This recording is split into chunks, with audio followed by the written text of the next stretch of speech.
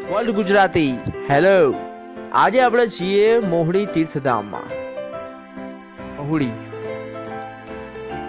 જેને મધુપુરીના નામથી પણ ઓળખાય છે।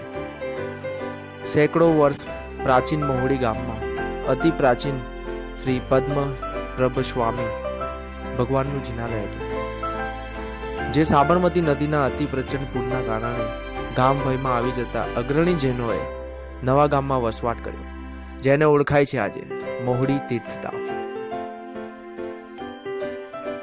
શ્રી જિનેશ્વર પરમાત્માના પરમ તારક શાસનમાં 52 વીરોમાં શ્રી ઘંટાકર્ણ મહાવીર 30મા દેવ છે।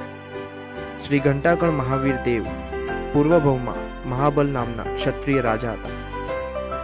તેમના રાજ્ય શ્રીનગર નજીક શ્રી પર્વત પર 23 તીર્થકર પરમાત્માના જિનાલયોની યાત્રા અર્થે આવતા યાત્રાળુઓની પર્વતીય પ્રદેશમાં વસતા વન્ય હિંસક અનાથ પ્રજાથી રક્ષણ કરવા સદૈવ તત્પર રહી યાત્રીઓનું રક્ષણ કરતા પ્રાણ અર્પણ કરી શુભ ધ્યાનમાં મૃત્યુ પામી શ્રી પાવન તીર્થના મહાભાવિક શ્રી ઘંટાકર્ણ મહાવીર દેવ થયા। ઘંટાકર્ણ મહાવીર દેવને સુખડી શ્રીફળ તથા સોનાના વરખથી પૂજા કરી પૂજા ભણાવીને ભાવિક યાત્રીઓ આદિ વ્યાધિ ઉપાધિથી મુક્ત થાય છે, એવી પ્રચલિત માન્યતા છે। એ ઉપરાંત આ ભવ્ય તીર્થમાં 3 ટનનો ભવ્ય અતિ વિશાળ ઘંટ છે, જેનો રણકાર ભર્યો ઘંટાસ્વર નજીકના 1 કિલોમીટરના વિસ્તારમાં સંભળાય છે।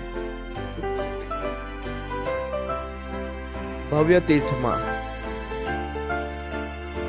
એક ઊભી સીડી પર સ્થાપિત ઘંટને વગાડવા માટે મોટી સંખ્યામાં ભાવિકોની હારમાળા લાઈનમાં ઊભી રહી પ્રતીક્ષા કરે છે।